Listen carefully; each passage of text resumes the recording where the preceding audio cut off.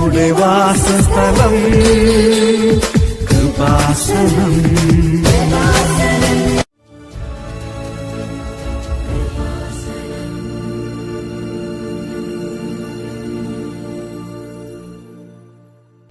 കർത്താവിൻ്റെ നാമം മഹത്വപ്പെടട്ടെ.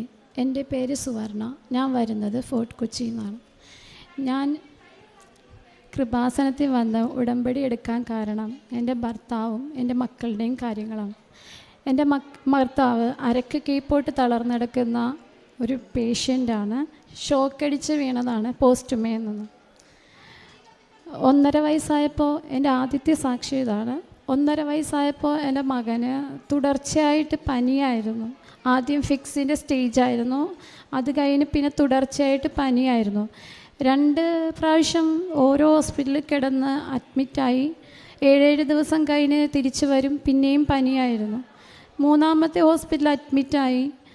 കൊച്ച് എന്താ പറയുക, ഇഞ്ചക്ഷനൊക്കെ എടുത്ത് തീരെ വയ്യാത്തൊരവസ്ഥയിലായിരുന്നു.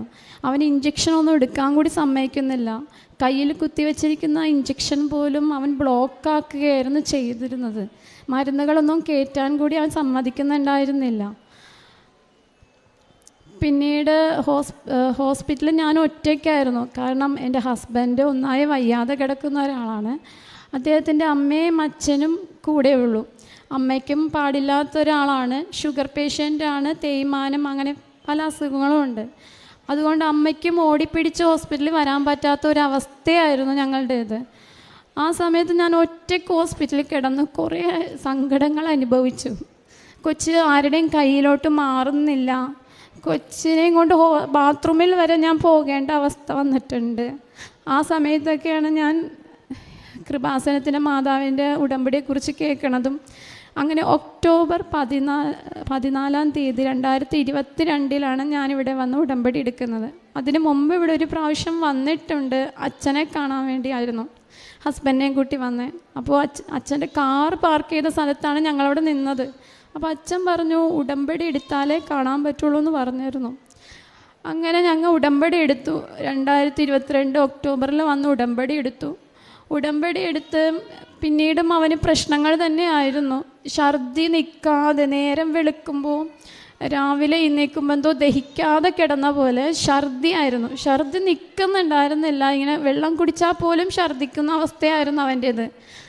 ആ സമയത്തൊക്കെ ഞാൻ വേഗം പിന്നെയും ഹോസ്പിറ്റലിൽ പൊക്കിക്കൊണ്ടേയിട്ടേ ഉള്ളൂ അവനെയും കൊണ്ട്. കാരണം ഹസ്ബൻഡ് വീണിട്ടും ഞാൻ തളരാതെ പിടിച്ചു നിന്നതാണ് എൻ്റെ മകന് വേണ്ടി. ആ മകന് വയ്യാതായപ്പോൾ ഞാൻ തീരെ തളർന്നു പോയി. ശരിക്കും പറഞ്ഞാൽ എനിക്ക് എന്താ പറയുക, ഉള്ള ധൈര്യം അങ്ങോട്ട് പൂർണ്ണമായിട്ടും പോയി. അവന് വയ്യാതായപ്പോൾ ഞാനും ശരിക്കും എനിക്കും അസുഖമായി, അവനും ഒന്നായി തളർന്നു പോയി. ആ ഒരു അവസ്ഥയായിരുന്നു എൻ്റേത്. എല്ലാത്തിനും പേടിയാണ്. രാത്രി ഉറക്കമില്ലായ്മ. കുഞ്ഞ് ഇടയ്ക്കിടയ്ക്ക് എഴുന്നേറ്റ് ഞാൻ നോക്കും കൊച്ചിന് പനിയുണ്ടോ എന്ന് വെച്ചാൽ അവൻ്റെ അച്ഛന് ചെറുപ്പത്തിൽ ഫിക്സ് വന്നിട്ടുണ്ട്. 4 വയസ്സ് വരെ വന്നിട്ടുണ്ടെന്നാണ് പറഞ്ഞു കേട്ടത്. അപ്പോൾ ഡോക്ടർ പറഞ്ഞു കുഞ്ഞിനും അങ്ങനെ വരാൻ ചാൻസ് ഉണ്ടെന്ന് പറഞ്ഞു. അതുകൊണ്ട് എനിക്ക് ഉറക്കം ശരിക്കും ഉണ്ടായിട്ടില്ല. ഞാൻ രാത്രിയൊക്കെ എഴുന്നേറ്റ് ഇടയ്ക്കിടയ്ക്ക് കൊച്ചിനെ തൊട്ട് നോക്കും, പനിയുണ്ടോ എന്ന്. പക്ഷേ കുഴപ്പമില്ല, ചില സമയത്ത് പനി ഉണ്ടാവും, ഞാൻ മരുന്ന് കൊടുക്കും. പക്ഷെ ഉടമ്പടി എടുത്തതിന് ശേഷം കൊച്ച് ഇതുപോലെ ഛർദ്ദിക്കാനൊക്കെ തുടങ്ങിയ ശേഷം ഞാൻ മാതാവിൻ്റെ ഉപ്പെടുത്തിട്ട് അവൻ്റെ കട്ടിലിന് ചുറ്റും ഇടുമായിരുന്നു. കൂടാതെ ഞാൻ ആ വീടിന് ചുറ്റും കൂടി ഇട്ടു. എന്നിട്ട് മാതാവിനോട് പറഞ്ഞു, മാതാവേ എന്ത് പ്രശ്നമുണ്ടെങ്കിലും ഇതോടെ മാറ്റിത്തരണം, ഞാൻ ഒറ്റക്കാണ്, ഈ കുഞ്ഞിനെയും കൊണ്ട് എനിക്കിനി ഓടി നടക്കാൻ വയ്യ, പ്രത്യേകിച്ച് ഹോസ്പിറ്റലിൽ അഡ്മിറ്റാകാൻ തീരെ പറ്റില്ല എനിക്ക്. അങ്ങനെ ഇരുന്ന സമയത്ത് മാതാവ് എന്താ പറയുക, ഒരു അനുഗ്രഹം പോലെ ആയിരുന്നു. മാതാവിൻ്റെ രാത്രി കാലങ്ങളിലൊക്കെ കിടന്ന് കരയും. എനിക്ക് ഉറക്കം കിട്ടില്ലായിരുന്നു. ആ സമയത്ത് മാതാവിൻ്റെ സാന്നിധ്യം എനിക്ക് ആ റൂമിൽ നിറച്ചും കിട്ടുമായിരുന്നു. മാതാവ് കൂടെ ഉള്ളതുപോലെ തോന്നും. അങ്ങനെ ഒരു ദിവസം മാതാവിൻ്റെ ചെവി പറഞ്ഞു, നീ ഇനി കരയേണ്ട, നിൻ്റെ മകനെ സംരക്ഷിക്കുന്നുണ്ട് എന്ന് പറഞ്ഞു.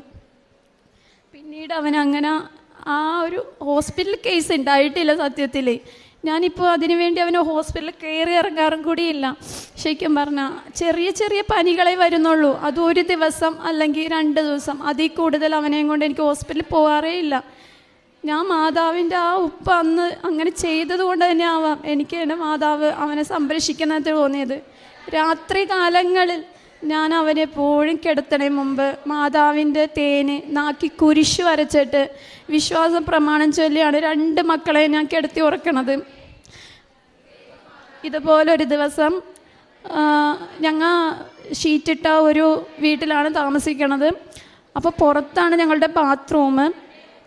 ഞങ്ങൾ ഒരു ദിവസം രാത്രി ഞാൻ ഇതുപോലെ ഇവളെയും കൊണ്ട് ബാത്റൂമിൽ പോയപ്പോൾ നല്ല സ്മെല്ലായിരുന്നു പുറത്ത്. എന്തിൻ്റെയാണെന്ന് എനിക്ക് അന്ന് അറിയില്ലായിരുന്നു.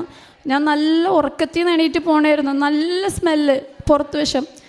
അന്ന് അത് കഴിഞ്ഞ് പിറ്റേ ദിവസം ഞാനൊരു സാക്ഷ്യം കേട്ടപ്പോൾ പറയണത് മാതാവിൻ്റെ മുല്ലപ്പൂവിൻ്റെ മണം പലവരും അറിയുന്നുണ്ടെന്ന്. അതെന്ത് മണമാണെന്ന് പക്ഷെ എനിക്ക് അറിയില്ലായിരുന്നു. അതുപോലെ ഞാൻ രാത്രി വേറൊരു ദിവസം ഇതുപോലെ കരഞ്ഞു പ്രാർത്ഥിച്ചപ്പോൾ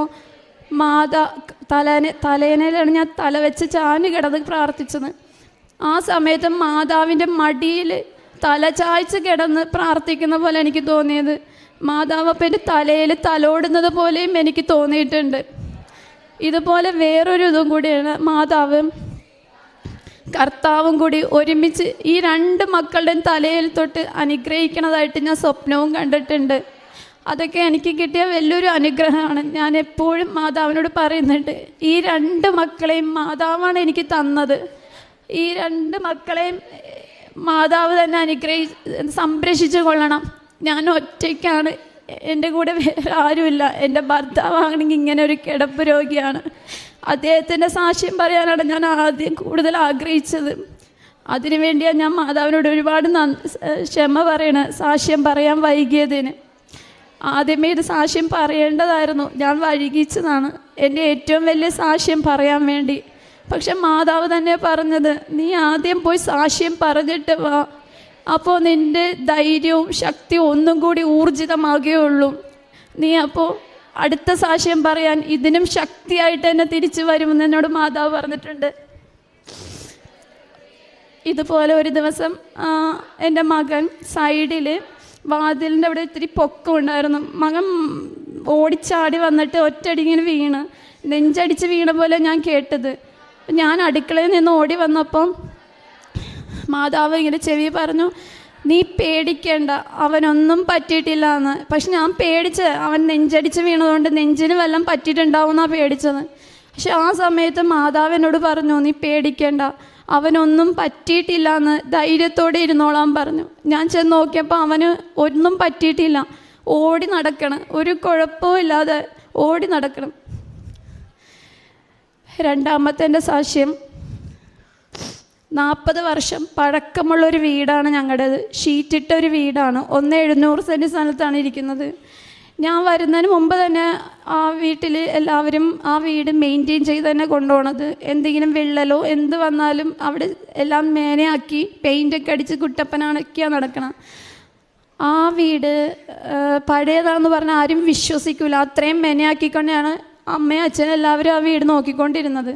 പക്ഷേ മഴ സമയത്തൊക്കെ നല്ല കാറ്റൊക്കെ വീശുമ്പോൾ ഷീറ്റ് പതുക്കെ പൊങ്ങുന്നൊരു ശബ്ദം കേൾക്കാമായിരുന്നു. അപ്പോഴൊക്കെ ഞാൻ ഗർഭിണിയായിരുന്നു. ആ സമയത്തൊക്കെ ഞാൻ പ്രാർത്ഥിച്ചിട്ടുണ്ട്, മാതാവേ ഈ വീട് പുതുക്കി പണിയാൻ കഴിയണേ എന്ന്. ഇത്രയും നാളായിട്ട് ഞങ്ങൾക്ക് അത് പുതുക്കി പണിയാൻ കഴിഞ്ഞിട്ടില്ല. പക്ഷേ ഉടമ്പടി എടുത്ത് മാതാവിൻ്റെ ഉപ്പ് ആ വീടിന് ഞാൻ ചുറ്റും അന്ന് തന്നെ ഉടമ്പടി എടുത്ത് അന്ന് തന്നെ കൊണ്ടുപോയി ഞാൻ വീടിന് ചുറ്റുമിട്ട് മാതാവിനോട് പ്രാർത്ഥിച്ച് വിശ്വാസ പ്രമാണമെല്ലാം ചൊല്ലി. അതിനുശേഷം ഞങ്ങളുടെ വീട് പണിഞ്ഞു തരാൻ ആൾക്കാർ തയ്യാറായി തന്നെ വന്നു. ഞങ്ങൾ സഹായിക്കാം ആ വീട് പണിയാൻ എന്നൊക്കെ പറഞ്ഞ് ആ വീടിൻ്റെ തറയും കഴിഞ്ഞ് ഇപ്പം മുമ്പോട്ട് പോയിക്കൊണ്ടിരിക്കുക വീട് പണി. അതും മാതാവ് തന്നൊരു അനുഗ്രഹമാണ്. മാതാവിനോട് 1000 നന്ദി പറഞ്ഞുകൊണ്ട് രണ്ടാമത്തെ സാക്ഷ്യം. മൂന്നാമത്തെ എൻ്റെ സാക്ഷ്യം എൻ്റെ ഭർത്താവിൻ്റെ കാര്യം തന്നെയാണ്. അദ്ദേഹം പോസ്റ്റുമെന്ന് ഷോക്കടിച്ച് വീണതാണ്. അരക്ക് കീഴ്പോട്ടാണ് കംപ്ലൈൻറ്റ്, സ്പൈനൽ കോട്ടിലാണ് കംപ്ലൈൻറ്റ്. ഇപ്പം 3 വർഷവും 3 മാസവും കഴിഞ്ഞു. ഞാൻ ഉടമ്പടി എടുത്തത് 2 വർഷം കഴിഞ്ഞിട്ടായിരുന്നു. പക്ഷേ എൻ്റെ കയ്യിലുള്ളതും എല്ലാം കൂടി കൂട്ടി ഞങ്ങളെല്ലാം അദ്ദേഹത്തിൻ്റെ ട്രീറ്റ്മെൻറ്റും മറ്റുള്ളവരുടെ സഹായം കൊണ്ടും എല്ലാം നടന്നുകൊണ്ടിരിക്കുന്നതാണ്. പക്ഷേ പിന്നീട് ട്രീറ്റ്മെൻറ്റ് ചെയ്യാനുള്ള പൈസ ഞങ്ങളുടെ കയ്യിലുണ്ടായിരുന്നു. ആകെ ഉള്ളത് ആ ഒരു വീട് മാത്രമായിരുന്നു. ആ സമയത്ത് ഞാൻ മാതാവിനോട് ഒരുപാട് പ്രാർത്ഥിച്ചു, മാതാവേ എനിക്ക് ജോലിക്ക് പോകാൻ കഴിയില്ല, കാരണം ചെറിയൊരു കൊച്ചുള്ളതാണ്, പിന്നെ അമ്മയും പ്രായമുള്ള ആളാണ്, അമ്മേൻ്റെ കയ്യിൽ കൊച്ചിനെ ഏൽപ്പിച്ചിട്ട് പോകാൻ പറ്റില്ല, നമുക്ക് എടുക്കാൻ കൂടി പറ്റില്ല, കൈയൊക്കെ വെറുതെ നീര് വന്നു കൂടും. അങ്ങനെ ഇരിക്കുന്ന സമയത്ത് ഞാൻ മാതാവിനോട് പ്രാർത്ഥിച്ച്, മാതാവേ ഞങ്ങൾക്ക് ട്രീറ്റ്മെൻറ്റ് മുമ്പോട്ട് കൊണ്ടുപോകണം, വീട്ടിലെ കാര്യങ്ങൾ മുമ്പോട്ട് കൊണ്ടുപോകണം, ഇനി അങ്ങോട്ട് നീ തന്നെ നോക്കിക്കൊള്ളണമെന്ന്. അതെൻ്റെ മാതാവ് നടത്തി തരുന്നുണ്ട്. എനിക്ക് ഒരു കുറവും വരാതെ മാതാവ് അന്നുള്ള കാര്യങ്ങളെല്ലാം ആവശ്യത്തിനനുസരിച്ച് നടത്തി തരുന്നുണ്ട്. ഹസ്ബൻഡിൻ്റെ ട്രീറ്റ്മെൻറ്റിൻ്റെ കാര്യമാണെങ്കിലും 1000 രൂപയാണെങ്കിൽ പോലും പെട്ടെന്ന് എടുക്കാനില്ലെങ്കിൽ മാതാവ് അത് ആരെങ്ങളുടെയും വഴി ഞങ്ങളുടെ വീട്ടിൽ കൊണ്ടുവന്ന് ഏൽപ്പിച്ചു തരും. ആരുടെ മുമ്പിലും കൈനീട്ടാത്ത അവസ്ഥയിൽ മാതാവ് ഞങ്ങൾക്കത് കൊണ്ടേ തരുന്നുണ്ട്. അതിന് മാതാവിന് 1000 നന്ദിയും പറഞ്ഞു. 4ാമത്തെ എൻ്റെ സാക്ഷ്യം എൻ്റെ മക്കളാണ്. എൻ്റെ മക്കൾ ഈ ഉടമ്പടി എടുത്തതിന് ശേഷം ഭയങ്കര ദൈവവിശ്വാസികളാണ്. ഞങ്ങൾ നോൺ ക്രിസ്ത്യൻസ് ആണ്, പക്ഷേ ക്രിസ്ത്യൻസിൻ്റെ രീതികളാണ് മുമ്പോട്ടെല്ലാം കൊണ്ട് നടക്കുന്നത്. എൻ്റെ മകള് നന്നായിട്ട് പ്രെയർ ചൊല്ലും, വിശ്വാസ പ്രമാണം, നന്മ നിറഞ്ഞ പറയും, എല്ലാം നന്നായിട്ട് പറയും. അവൾ മാതാവിനെക്കുറിച്ച് പറയാൻ 1000 നാക്കാണ് എൻ്റെ മകൾക്ക്. ക്ലാസ്സിൽ മിസ്സിനോടാണെങ്കിലും അവിടുത്തെ മദറിനോടാണെങ്കിലും മാതാവിനെക്കുറിച്ച് പറയാൻ അവൾക്ക് നാക്കില്ലെന്നാണ് ടീച്ചർ എന്നോട് പറഞ്ഞത്. മാതാവിനെ കുറിച്ചുള്ള പാട്ടും എല്ലാം ഇവൾ നന്നായിട്ട് പറയുന്നു. അതിലെനിക്ക് ഭയങ്കര സന്തോഷമുണ്ട്. ഉടമ്പടി എടുത്തതിന് ശേഷമാണ് എൻ്റെ മക്കൾക്ക് ദൈവത്തിനോടുള്ള വിശ്വാസം കൂടിയിരിക്കുന്നത്. എൻ്റെ 2 മക്കളും എവിടെ കണ്ടാലും മാതാവിനെ കണ്ടാലും മുത്തം വയ്ക്കുകയും പ്രാർത്ഥിക്കുകയും ചെയ്യും. അതിലെനിക്ക് ഭയങ്കര സന്തോഷമുണ്ട്.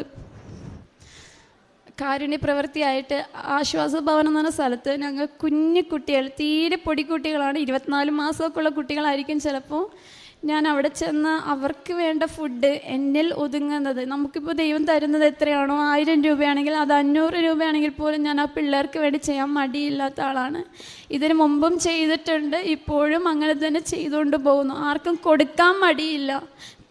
ഇല്ലാത്തതിൻ്റെ ഒരു കുറവ് മാത്രമേ ഉള്ളൂ. പണ്ട് കാലങ്ങളിൽ കുറേ കൊടുത്തിട്ടുണ്ട്, ഇപ്പോൾ ഇല്ലാത്ത അവസ്ഥ വന്നപ്പോൾ ഉള്ളത് കൊണ്ട് കൊടുക്കാൻ ഒട്ടും മടിയില്ലാതെ അത് മുമ്പോട്ട് കൊണ്ടുപോകുന്നു. പിന്നെ രോഗികളെയും പോയി കാണാറുണ്ട്.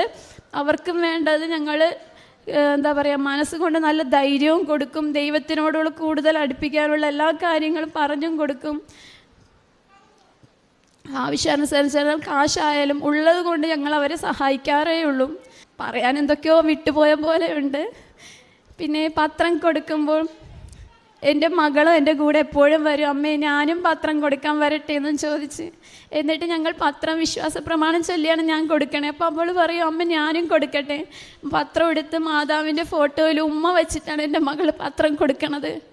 ഞാനപ്പോൾ പറയും, മകളെ നമ്മുടെ അച്ഛന് വേണ്ടിയാണ് കൂടുതലും പ്രാർത്ഥിക്കേണ്ടത്, സ്വന്തം കാലിൽ നിൽക്കാനുള്ളൊരവസ്ഥ ദൈവം അനുഗ്രഹിക്കട്ടെ എന്ന് ഞാൻ പ്രാർത്ഥിക്കുന്നു. സ്വന്തമായി ചെയ്യാൻ കഴിയാവുന്ന അവസ്ഥയിലും യേശുവിനും മാതാവിനും 1000 നന്ദി പറഞ്ഞുകൊണ്ട് സാക്ഷി. യെശയ്യാ പ്രവാചകൻ്റെ പുസ്തകം 30-ാം അധ്യായം 20-ാം തിരുവചനത്തിൽ ഇപ്രകാരം തിരുവചനങ്ങൾ നമ്മോട് അരുളി ചെയ്യുന്നു: കർത്താവ് നിനക്ക് കഷ്ടതയുടെ അപ്പവും ക്ലേശത്തിൻ്റെ ജലവും തന്നാലും നിൻ്റെ നയനങ്ങൾ നിൻ്റെ ഗുരുവിനെ ദർശിക്കും, നിൻ്റെ ഗുരു നിന്നിൽ നിന്ന് മറഞ്ഞിരിക്കുകയില്ല. അനുഭവ സാക്ഷ്യങ്ങൾ ഓരോന്നും നമ്മോട് പങ്കുവയ്ക്കുമ്പോൾ അത് ഓരോരോ ജീവിതത്തിൻ്റെ പച്ചയായ യാഥാർത്ഥ്യങ്ങളെ തുറന്നു കാട്ടുന്ന അനുഭവ സാക്ഷ്യങ്ങളാകുമ്പോൾ, ഇവിടെ നാം ആയിരിക്കുമ്പോൾ നാം ഓരോരുത്തരും നമ്മുടേതാണ് ഏറ്റവും വലിയ പ്രശ്നമെന്ന് കരുതിയിരിക്കുമ്പോഴാണ് അനുഭവ സാക്ഷ്യങ്ങൾ നമ്മെ ഒന്നുകൂടെ ഇരുത്തി ചിന്തിപ്പിക്കുന്ന സാക്ഷ്യങ്ങൾ നാം കേൾക്കുന്നത്. അപ്പോൾ പലപ്പോഴും ദൈവം നമുക്ക് നൽകുന്ന കൃപകൾ എന്താണെന്ന് നാം മറന്നു പോവുകയാണ്. ഈ മകളുടെ അനുഭവ സാക്ഷ്യത്തിൽ തൻ്റെ ജീവിതം വഴിമുട്ടി നിൽക്കുന്ന അവസ്ഥയിലും ഇവിടെ വന്ന് സാക്ഷ്യം പറയുവാൻ ഈ മകളെ എന്താണ് പ്രേരിപ്പിച്ചത്? അമ്മ ഈ മകൾക്ക് കൊടുത്ത ഉൾക്കരുത്ത്. നീ സാക്ഷ്യം പറയുമ്പോൾ നിനക്ക് കൂടുതൽ കൃപകൾ ലഭിക്കും. ഇതെല്ലാം അമ്മ പറയുകയാണ്. അതുപോലെ അമ്മ ഈ മകളോട് സംസാരിക്കുന്നു, സുഗന്ധ അഭിഷേകമുണ്ടാകുന്നു, അമ്മയുടെ മടിയിൽ കിടത്തി തലോടുന്ന അനുഭവമുണ്ടാകുന്നു. ഇതൊക്കെ കേൾക്കുന്നവർക്ക് ആരെങ്കിലും ഇതൊക്കെ ഉള്ളതാണോ എന്ന് ചിന്തിച്ചാൽ അത് കേൾക്കുന്നവരുടെ പ്രശ്നമാണ്. അനുഭവമില്ലാത്തവരുടെ വെറും ഒരു ചിന്ത, അതുമാത്രമേ നമുക്ക് പറയാൻ കഴിയുകയുള്ളൂ. എന്നാൽ അനുഭവിച്ച ഈ മകൾക്ക് അത് പറയാതിരിക്കാൻ പറ്റില്ല. അതുകൊണ്ടാണ് അതിവിടെ പറയുന്നത്. ഇത് ഒറ്റപ്പെട്ട സംഭവമല്ല. അമ്മ എത്രയോ കുടുംബങ്ങളിലേക്ക് കടന്നു വരുന്നു. അമ്മയെ വിളിച്ച് ആത്മാർത്ഥമായിട്ട് വിളിച്ചപേക്ഷിക്കുന്നവർ. അതുകൊണ്ടാണ് ബഹുമാനപ്പെട്ട VP ജോസഫ് അച്ഛൻ പറയുക, ദൈവം നമ്മുടെ ഹൃദയം കാണുന്നവനാണ്. നാം ദൈവത്തിൻ്റെ മുമ്പിൽ ഫ്രോഡാകരുത്.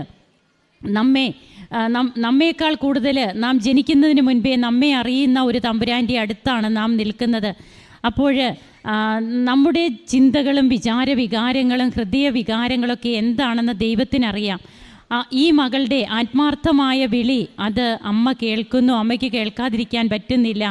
അമ്മ ഓരോ അവസരത്തിലും വന്ന് എങ്ങനെയാണ് താങ്ങായി തണലായി നിൽക്കുന്നത്. കഷ്ടതയുടെ അപ്പവും ക്ലേശത്തിൻ്റെ ജലവും തന്നാലും താൻ കൂടെയുണ്ടാകുമെന്ന വാഗ്ദാനം എങ്ങനെ ദൈവം ഓരോ മിനിറ്റും ഓരോ കുടുംബങ്ങളിൽ തൻ്റെ ആ വാഗ്ദാനം ഇന്ന് പൂർത്തിയാക്കിക്കൊണ്ടിരിക്കുന്നു, തുടർന്നു കൊണ്ടുപോകുന്നു. അതിൻ്റെ അനുഭവ സാക്ഷ്യമാണ് ഇവിടെ ഓരോ ദിവസവും നമ്മൾ കേട്ടുകൊണ്ടിരിക്കുന്നത്. തൻ്റെ ഹസ്ബൻഡിൻ്റെ അവസ്ഥയൊക്കെ അങ്ങനെയാണെങ്കിലും തനിക്ക് കിട്ടുന്നതെല്ലാം ലാഭമാണ്. തനിക്ക് ഒന്നിനും ഒരു കുറവുമില്ല. അമ്മ തന്നെ തങ്ങളുടെ കുടുംബത്തെ ഉള്ളം കയ്യിൽ കാത്തു സൂക്ഷിക്കുന്നു. പലരിലൂടെ തങ്ങൾക്ക് സഹായം ലഭിക്കുന്നു. അതൊക്കെയാണ് നന്ദിയുടെ ഒരു ജീവിതം. നമുക്കില്ലാത്തതിനെക്കുറിച്ച് പരിതപിക്കുന്നവരാണോ നാം? നമുക്ക് ചിന്തിച്ച് നോക്കാം. ഇനിയും നമുക്ക് കിട്ടാത്ത പലതിനെക്കുറിച്ചും ഒരു ആകുലതയോടെ, പരാതിയോടെ, ആവലാതിയോടെ ദിവസങ്ങൾ തള്ളി നീക്കുന്നവരാണെങ്കിൽ നമുക്ക് ഓരോ അനുഭവ സാക്ഷ്യങ്ങൾ കേൾക്കുമ്പോൾ അത് നമ്മുടെ കണ്ണ് തുറപ്പിക്കട്ടെ. നമുക്ക് കുറച്ചുകൂടി ഈശോയെ കൂടുതൽ സ്നേഹിക്കാൻ, ദൈവസ്നേഹത്തിൽ മാത്രമേ നമുക്ക് നമ്മുടെ ഉടമ്പടി വർക്കൗട്ട് ചെയ്യുകയുള്ളൂ. അത് നമുക്ക് മറന്നു പോകാതിരിക്കാം. നമ്മളോട് തന്നെയുള്ള സ്നേഹമായിക്കൊണ്ട് നമ്മുടെ കാര്യം നടക്കണം, ആ ഒരു നിയോഗം മാത്രം നമ്മുടെ ജീവിതത്തിലുണ്ടെങ്കിൽ നമ്മുടെ കാര്യങ്ങൾ ഇനിയും ലാഗ് ചെയ്യും. അത് ബഹുമാനപ്പെട്ട VP ജോസഫ് അച്ഛൻ പറയാറുള്ള ഒരു കാര്യം തന്നെയാണ്. ഈ മകളുടെ ജീവിതത്തിൽ ദൈവം കൈപിടിച്ച് നടത്തുന്ന ഓരോ അനുഭവങ്ങൾക്കും നമുക്കും നന്ദിയുള്ളവരാകാം. നന്ദി പറഞ്ഞ് നമുക്ക് കർത്താവിനെ ആരാധിക്കാം, ദൈവത്തെ മഹത്വപ്പെടുത്താം. ഈ കരങ്ങൾ അടിച്ചുകൊണ്ട് ഈശോയ്ക്കും അമ്മയ്ക്കും നന്ദി പറയാം. അത്യപൂർവ ദൈവാനുഭവങ്ങൾ ഇനി നിങ്ങൾക്കും സ്വന്തം. ഈ യൂട്യൂബ് ചാനൽ ഇതുവരെ സബ്സ്ക്രൈബ് ചെയ്തിട്ടില്ലെങ്കിൽ ഇപ്പോൾ തന്നെ സബ്സ്ക്രൈബ് ചെയ്യുക. ഈ വീഡിയോ ഇപ്പോൾ തന്നെ നിങ്ങളുടെ സുഹൃത്തുക്കൾക്ക് ഷെയർ ചെയ്തുകൊണ്ട് കർത്താവിന്റെ